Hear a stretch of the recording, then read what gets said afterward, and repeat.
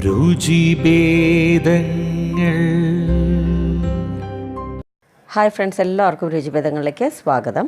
ഇന്നത്തെ വീഡിയോയിൽ നമ്മൾ കാണാൻ പോകുന്നത് നല്ലൊരു തിരുവാതിര പുഴുക്കാണ്. എൻ്റെ അമ്മൂമ്മയൊക്കെ ചെയ്യണ പോലെയുള്ള ഒരു പുഴുക്ക് തന്നെയാണ് ഞാനും ഈ വീഡിയോയിൽ ചെയ്ത് കാണിക്കുന്നത്. പിന്നെ ഇത് തിരുവാതിരയ്ക്ക് മാത്രമല്ല, സാധാരണ ദിവസങ്ങളിൽ നമുക്ക് ഉണ്ടാക്കാം. നല്ല എളുപ്പമാണ് ഉണ്ടാക്കാൻ, നല്ല ടേസ്റ്റിയുമാണ്. പിന്നെ നമ്മൾ ഈ ഉച്ചയ്ക്ക് ഉണ്ടാക്കിയ പുഴുക്ക് ബാക്കി വരികയാണെങ്കിൽ വൈകുന്നേരം ചപ്പാത്തി ഉണ്ടാക്കി അതിൻ്റെ കൂടെ കഴിക്കാൻ നല്ലൊരു കോമ്പിനേഷനാണ്. പൊതുവേ ഈ ഒരു സമയത്താണല്ലോ എല്ലാ കിഴങ്ങ് വർഗ്ഗങ്ങളും കിട്ടുക. അപ്പോൾ എല്ലാവരും ഇതുപോലെ ഒന്ന് ട്രൈ ചെയ്ത് നോക്കണം. പാലക്കാട് സ്പെഷ്യലാണ്, നിങ്ങൾക്ക് എല്ലാവർക്കും ഇഷ്ടമാവുമെന്ന് വിചാരിക്കുന്നു. അപ്പോൾ ഈ ചാനൽ ആദ്യമായിട്ട് കാണുന്നവരാണെങ്കിൽ ഒന്ന് സബ്സ്ക്രൈബ് ചെയ്യണേ. തിരുവാതിര പുഴുക്ക് ചെയ്യാനായിട്ട് ഇത്രയും കാര്യങ്ങളാണ് വേണ്ടത്. ഓരോന്നായിട്ട് ഞാൻ പറയാം. ആദ്യം വേണ്ടത് കാച്ചിൽ അല്ലെങ്കിൽ കാവത്ത് എന്നൊക്കെ പറയും. പിന്നെ ചക്കരക്കിഴങ്ങ്, ചക്രവള്ളിക്കിഴങ്ങ് പറയും. മധുരക്കിഴങ്ങില്ലേ, അതാണ്. പിന്നെ വേണ്ടത് കൂർക്കക്കിഴങ്ങ്. പിന്നെ വേണ്ടത് നേന്ത്രക്കായയാണ്. ഇത് കൊണ്ടുവരുന്ന സമയത്ത് നല്ല ഗ്രീൻ കളറായിരുന്നു. അതിപ്പോൾ കുറച്ചൊന്ന് കളറ് മാറിയിട്ടുണ്ട്. പക്ഷെ നല്ല സ്റ്റിഫാണ് പഴം, അതുകൊണ്ട് ഇതെടുക്കാം. ഇത് കിട്ടാത്തവർ വാഴക്കയും യൂസ് ചെയ്യാം. പിന്നെ വേണ്ടത് അവരക്ക, മത്തൻ, പിന്നെ ചെറുപയർ. നിങ്ങൾക്ക് ചെറുപയർക്ക് പയറായിട്ട് ചെറുപരിപ്പും യൂസ് ചെയ്യുക, കുറച്ചുകൂടെ നന്നായിരിക്കും. അപ്പോൾ അത് തോലൊക്കെ കളഞ്ഞ് നല്ല ചതുര കഷ്ണങ്ങളായിട്ട് എല്ലാം മുറിച്ച് വെച്ചിട്ടുണ്ട്. അവരൊക്കെ മാത്രം കുറച്ച് നീളത്തിലാണ് മുറിച്ചിരിക്കുന്നത്. കിഴങ്ങുകളായ കാരണം നന്നായിട്ട് കുറേ പ്രാവശ്യം നന്നായിട്ട് തിരുമ്മി കഴുകിയെടുത്ത് വെക്കണം, എന്നാലേ അതിൽ മണ്ണൊക്കെ പോവുള്ളൂ. അതിനുശേഷം നമുക്ക് പ്രഷർ കുക്ക് ചെയ്തെടുക്കാം. നിങ്ങൾക്ക് ഓപ്പൺ പാനിലും കുറച്ച് വെള്ളം ഒഴിച്ചിട്ട് വേവിച്ചെടുക്കാം.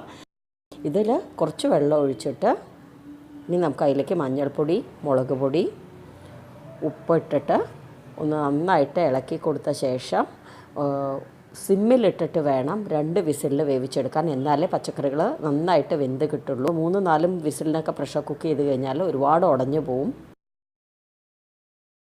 അപ്പം ഞാൻ പറഞ്ഞ പോലെ വേവിച്ചെടുത്ത ശേഷം ഒരു വലിയൊരു ചീഞ്ചട്ടിയിലേക്ക് മാറ്റിയിട്ടുണ്ട്. ഒന്ന് ഇളക്കി കൊടുക്കുക. നന്നായിട്ട് വെന്തിട്ടുണ്ട് എല്ലാ കഷ്ണങ്ങളും. എനിക്ക് ഉപ്പ് കുറച്ചുകൂടെ വേണം തോന്നിയിട്ട് വീണ്ടും ഇട്ട് കൊടുക്കുകയാണ്. ഒന്നും കൂടെ ഇളക്കാം. അപ്പം ഞാൻ ഇതിൽ വെള്ളമൊന്നും കളഞ്ഞിട്ടില്ല. കറക്റ്റായിരുന്നു വെള്ളമൊക്കെ. നമ്മൾ ലോ ഫ്ലെയിമിലിട്ട് വേവിക്കുകയാണെങ്കിൽ വെള്ളമൊക്കെ കറക്റ്റായിട്ട് വരും. അതിന് ശേഷം തേങ്ങ ഇട്ട് കൊടുക്കുക. അപ്പം ഞാനെടുത്ത അളവാണ് മെഷർമെൻറ്റിൽ കൊടുക്കുന്നത്. നിങ്ങൾ എത്രയാണോ പച്ചക്കറികൾ എടുക്കണത് അതിനനുസരിച്ച് വേണം തേങ്ങ ഇട്ട് കൊടുക്കാനായിട്ട്. കറിവേപ്പിലയും പച്ച വെളിച്ചെണ്ണയും തൂവിയിട്ട് നന്നായിട്ടൊന്ന് യോജിപ്പിച്ചെടുക്കുക. അതിന് ശേഷം ഫ്ലെയിം ഓഫ് ചെയ്ത് വെക്കുക. കുറച്ച് നേരം കഴിഞ്ഞ് നോക്കുമ്പോൾ നമ്മുടെ ഈ പുഴുക്കിൻ്റെ കൺസിസ്റ്റൻസി നല്ല കറക്റ്റായിട്ടുള്ള ഇതിലായിരിക്കും. കാരണം നമ്മൾ ഒരുപാട് തിക്കാവാൻ പാടില്ല പുഴുക്ക്, അതേസമയം ഒരുപാട് ലൂസാവാനും പാടില്ല. ആ ഒരു കൺസിസ്റ്റൻസിയാണ് വേണ്ടത്. അപ്പോൾ ഇത് തിരുവാതിരയ്ക്ക് എങ്ങനെയാണ് വിളമ്പണമെന്ന് നോക്കാം. ആദ്യം ഇലയിട്ടിട്ട് പഴം, പപ്പടം, പിന്നെ നമ്മളുണ്ടാക്കിയ പുഴുക്കുണ്ടല്ലോ അതും വിളമ്പി. ഗോതമ്പ് ചോറാണ് അന്ന് ഞങ്ങൾ ഉണ്ടാക്കാറ്. പിന്നെ ഒഴിച്ചു കൂട്ടാനായിട്ട് സാമ്പാറും. അപ്പോൾ ഈ രീതിയിൽ ചെയ്യാത്തവരുണ്ടെങ്കിൽ ഒരു പ്രാവശ്യം അങ്ങനെ ഒന്ന് ഉണ്ടാക്കി നോക്കൂ. നിങ്ങൾക്ക് എല്ലാവർക്കും ഇഷ്ടമാവുമെന്ന് വിചാരിക്കുന്നു.